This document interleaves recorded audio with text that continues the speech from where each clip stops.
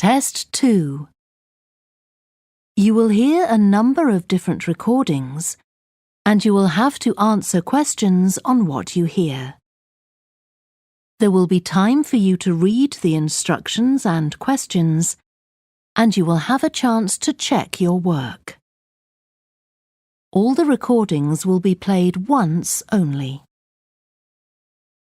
The test is in 4 sections.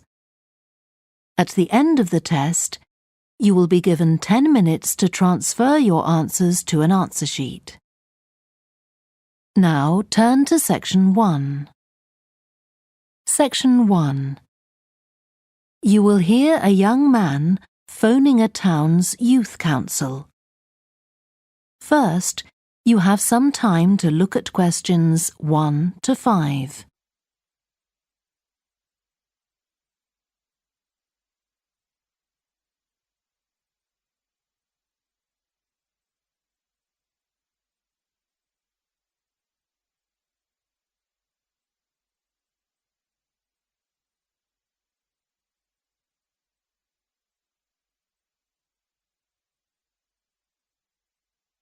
You will see that there is an example that has been done for you.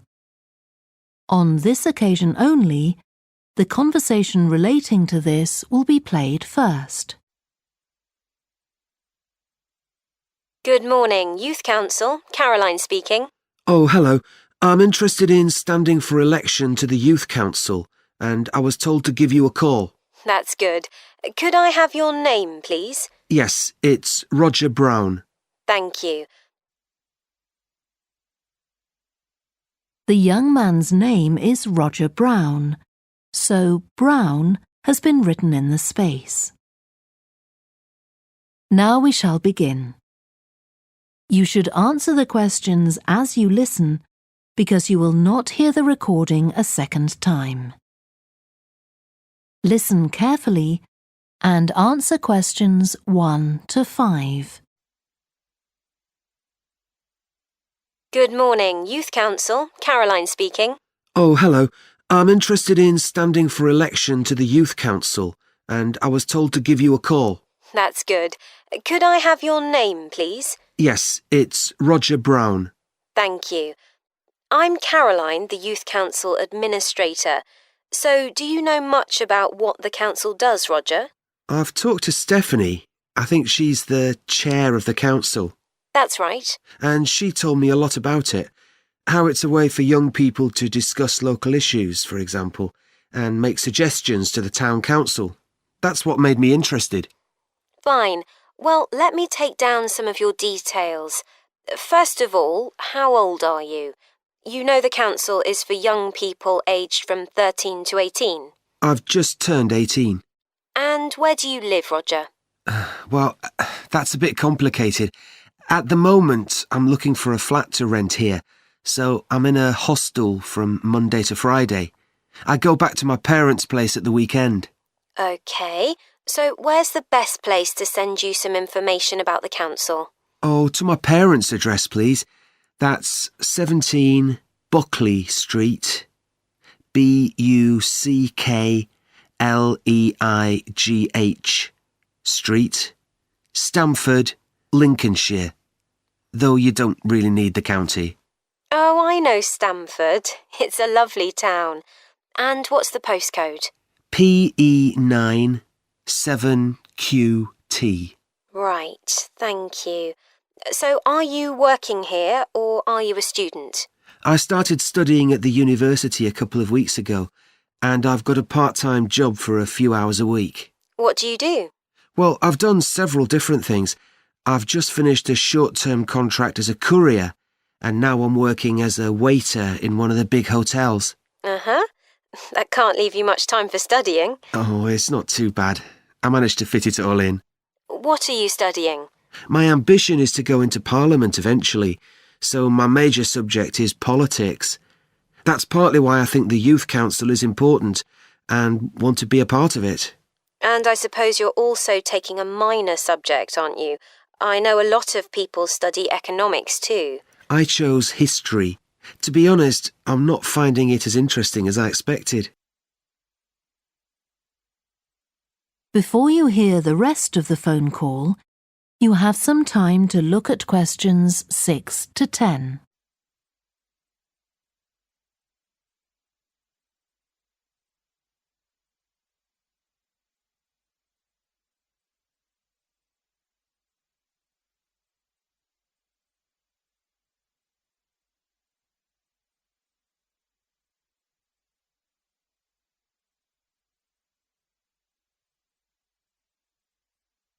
Now listen and answer questions 6 to 10.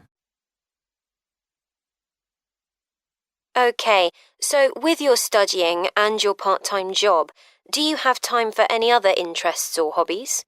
Well, I spend quite a lot of time cycling, both around town to get to university and to work, and also long distance, from here to London, for instance. That's pretty impressive. Anything else? For relaxation, I'm also keen on the cinema. I used to go at least once a week, but I can't manage to go so often now. Right. Are you sure you'll have enough time for the Youth Council? Yes, I've worked out that I can afford to reduce my hours at work, and that will make the time. So is there any particular aspect of the Youth Council's work that appeals to you, Roger? Well, my sister is blind, so I'm particularly interested in working with disabled young people to try and improve the quality of their lives. That's great. Well, the best way to get involved is to be nominated by some people who you know. Right. Can you tell me how to set about organising that? You should talk to Jeffrey, our elections officer. I can arrange a meeting in the council office with him, if you like. Yes, please. He'll be here next Monday, if that suits you. That's the 14th, isn't it? Yes. I can manage late afternoon. Would you like to suggest a time? He generally leaves around 5:30. Well, would 4:30 be okay? My last class finishes at 4, so I'd have plenty of time to get to your office. Right, that's fine. Oh, and could I have a phone number we can contact you on? Yes, my mobile number's 07788 136711. Thank you. Well, we'll look forward to seeing you next week.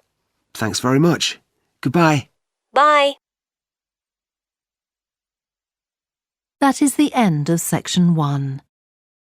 You now have half a minute to check your answers.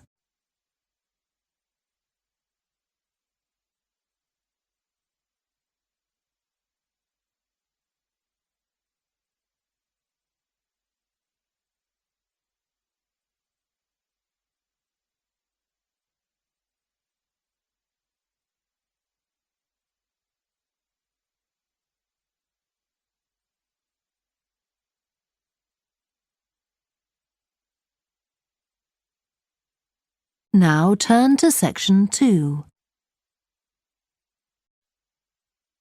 Section 2.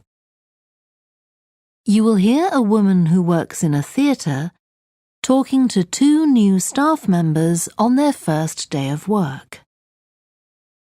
First, you have some time to look at questions 11 to 16.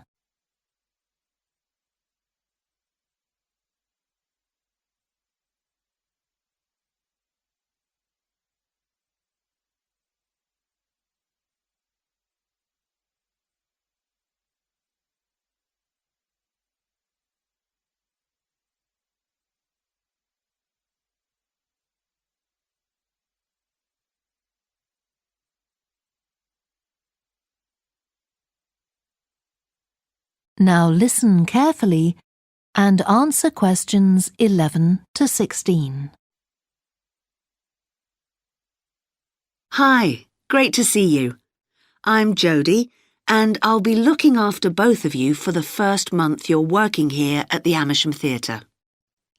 I'll tell you something about the theatre now, then take you to meet 2 of the other staff. It's an old building, and it's been modernised several times.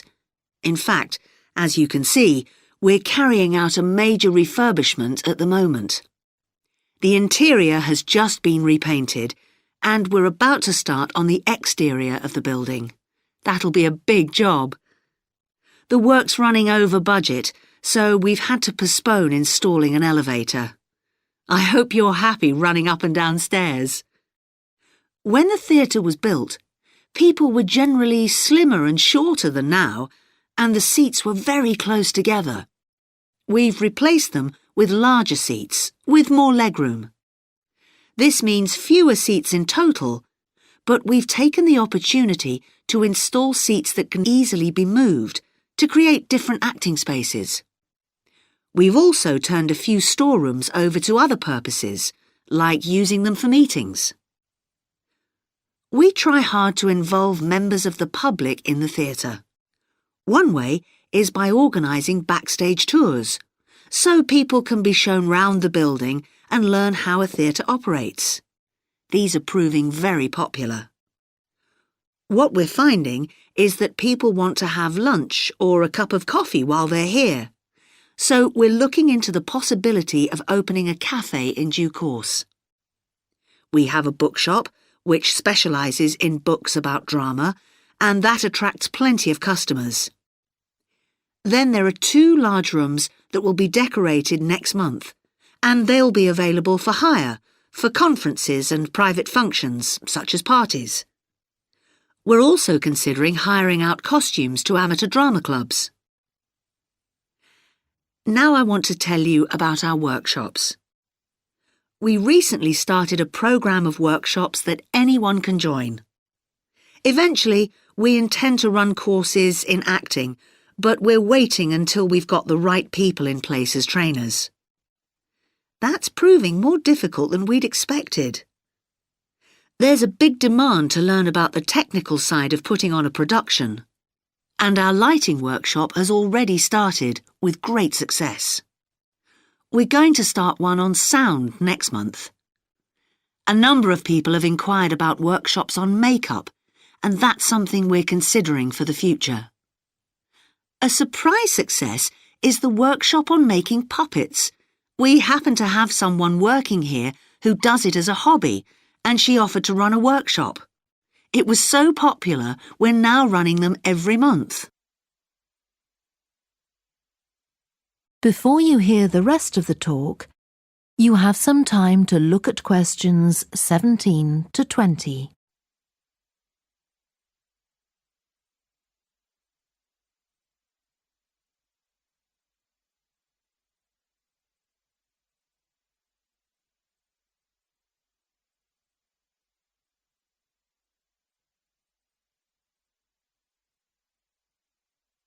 Now listen and answer questions 17 to 20. Now, a word about the layout of the building. The auditorium, stage and dressing rooms for the actors are all below ground level. Here on the ground floor, we have most of the rooms that the public doesn't see. The majority are internal, so they have windows in the roof to light them. Standing here in the foyer, you're probably wondering why the box office isn't here, where the public would expect to find it. Well, you might have noticed it on your way in. Although it's part of this building, it's next door, with a separate entrance from the road. For the theatre manager's office, you go across the foyer and through the double doors. Turn right, and it's the room at the end of the corridor, with the door on the left. The lighting box is where the computerized stage lighting is operated, and it's at the back of the building. When you're through the double doors, turn left, turn right at the water cooler, and right again at the end. It's the second room along that corridor. The lighting box has a window into the auditorium, which of course is below us. The artistic director's office is through the double doors, turn right, and it's the first room you come to on the right-hand side. And finally, for the moment, the room where I'll take you next, the relaxation room. So, if you'd like to come with me. That is the end of section 2. You now have half a minute to check your answers.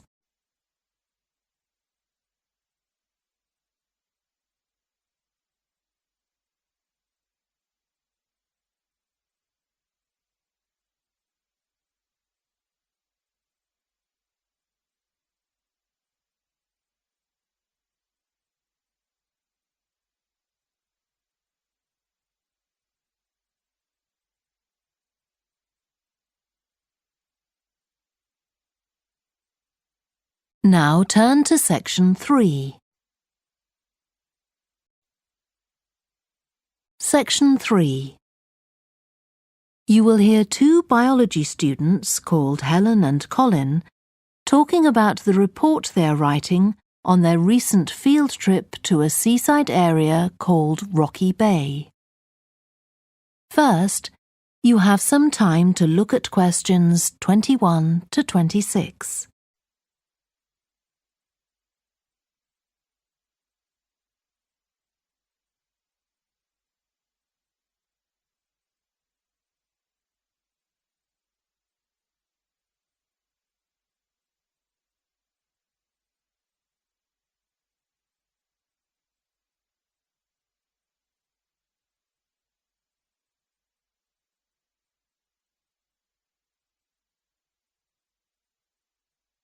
Now listen carefully and answer questions 21 to 26. I've brought my notes on our biology field trip to Rocky Bay, Colin, so we can work on our report on the research we did together. OK. I've got mine too. Let's look at the aims of the trip first. Right. What did you have? I just put something about getting experience of the different sorts of procedures used on a field trip. But we need something about what causes different organisms to choose particular habitats. I agree. And something about finding out how to protect organisms in danger of dying out. In our aims? But we weren't really looking at that. I suppose not. OK, now there's the list of equipment we all had to bring on the field trip. What did they tell us to bring a ruler for? It was something about measuring the slope of the shore. But of course we didn't need it because we were measuring wind direction and we'd brought the compass for that. But not the piece of string to hold up in the air. Didn't Mr. Blake make a fuss about us leaving that behind? Yeah, he does go on. Anyway, it was easy to get one from another of the students. Now, the next section's the procedure. I sent you the draft of that. Yeah, it was clear, but I don't think we need all these details of what time we left and what time we got back and how we divided up the different research tasks. OK, I'll look at that again. Then we have to describe our method of investigation in detail. So let's begin with how we measured wave speed. I was surprised how straightforward that was. I'd expected us to have some sort of high-tech device, not just stand there and count the number of waves per minute. Not very precise, but I suppose it was good enough. But the way we measured the amount of salt was interesting. In the water from the rock pools? Yeah. Oh, I wanted to check the chemicals we used in the lab when we analysed those samples. Was it potassium chromate and silver nitrate? That's right. OK. And we need the map of the seashore. You just left that to me. And I had to do it while the tide was low. Well, that was OK, but the place I started it from was down on the beach. Then I realised I should have gone up higher to get better visibility, so I had to start all over again. But at least I'd got the squared paper, or I'd have had problems drawing it all to scale. Yeah, it looks good. We could get a map of the region off the internet and see if we need to make any changes. I had a look, but I couldn't find anything. But you took some pictures, didn't you? Yeah, I'll email you them if you want. OK, I'll make my amendments using those. Then I can scan it into our report. Great. Before you hear the rest of the discussion, you have some time to look at questions 27 to 30.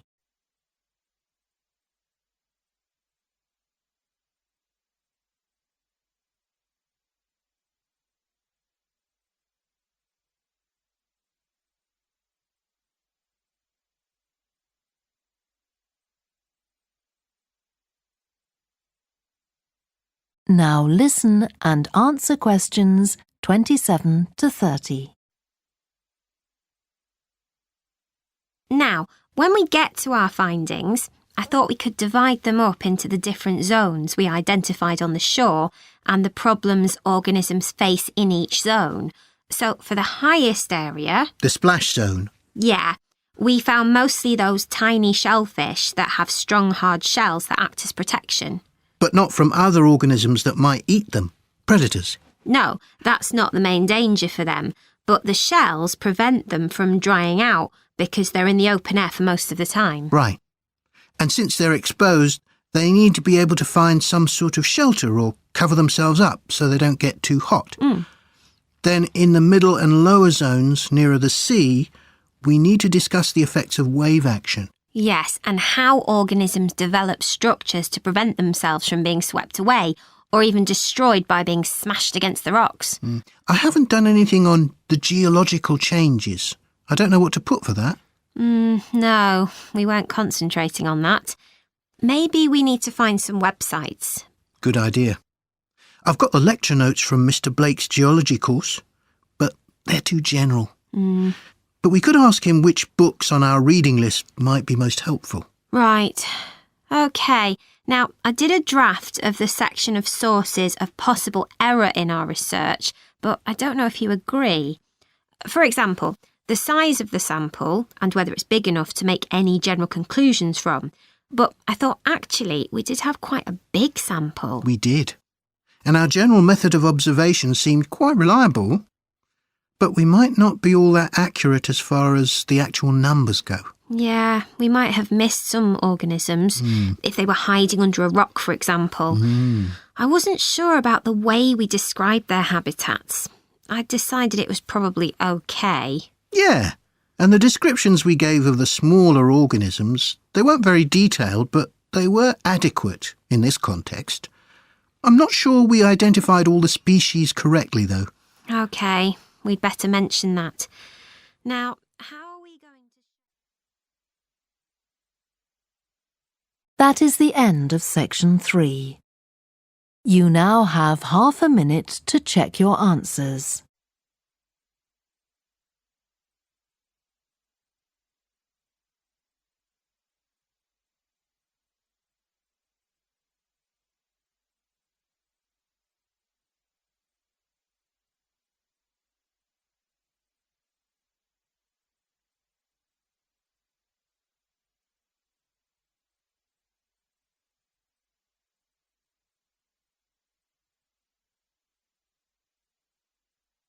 Now turn to section 4. Section 4. You will hear part of a lecture to students of architecture about the design of a public building. First, you have some time to look at questions 31 to 40.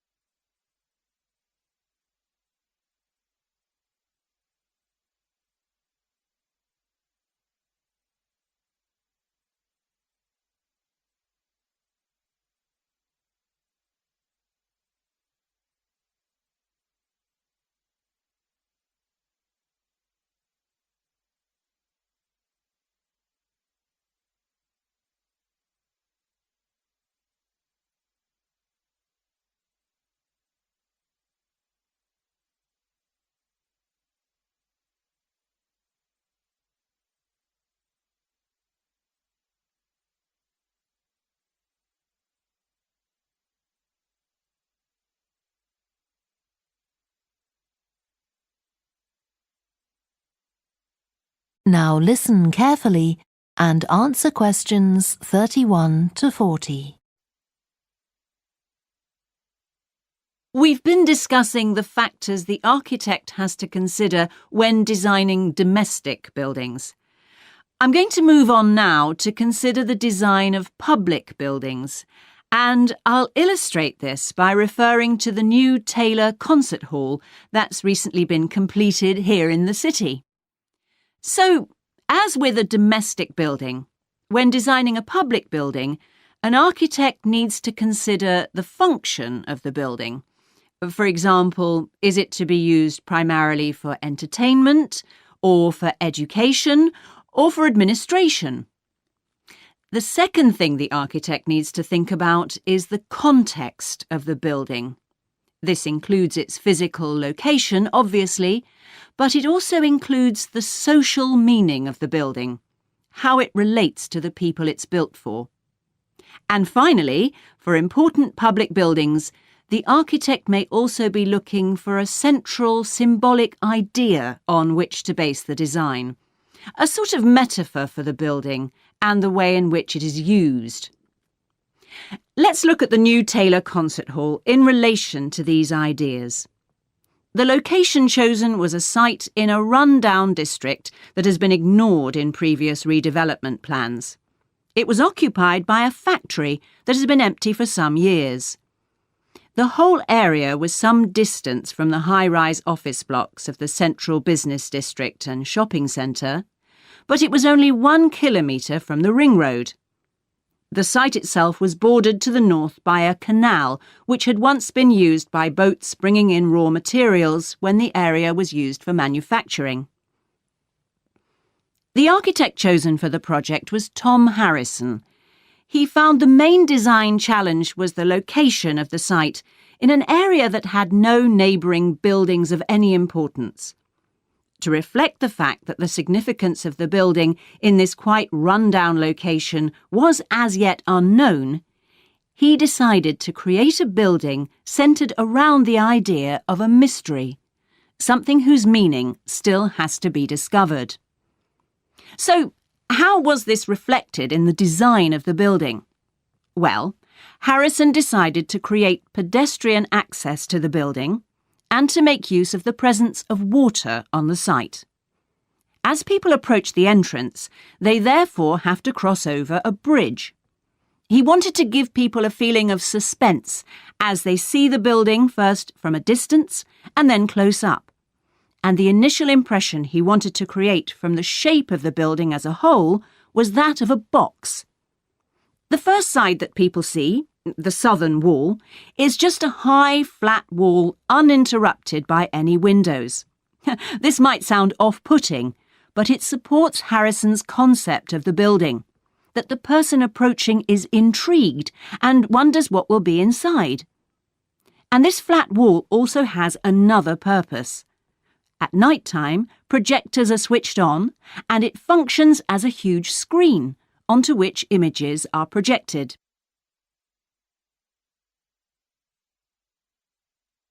The auditorium itself seats 1,500 people. The floors supported by 10 massive pads.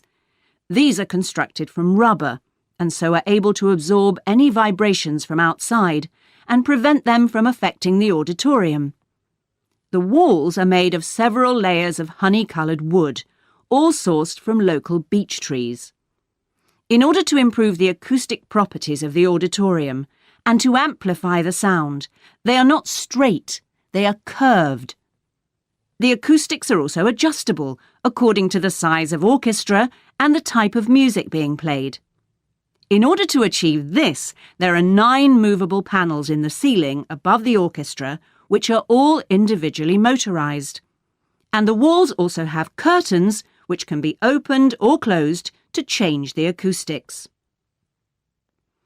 The reaction of the public to the new building has generally been positive. However, the evaluation of some critics has been less enthusiastic. In spite of Harrison's efforts to use local materials, they criticise the style of the design as being international rather than local, and say it doesn't reflect features of the landscape or society for which it is built. That is the end of section 4.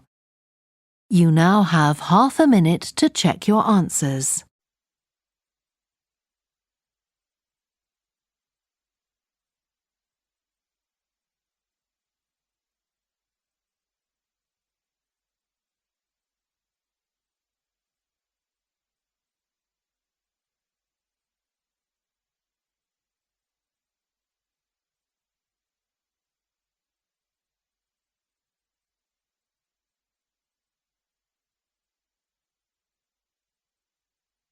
That is the end of the listening test. You now have 10 minutes to transfer your answers to the answer sheet. Please stop writing and wait for your question booklet to be collected.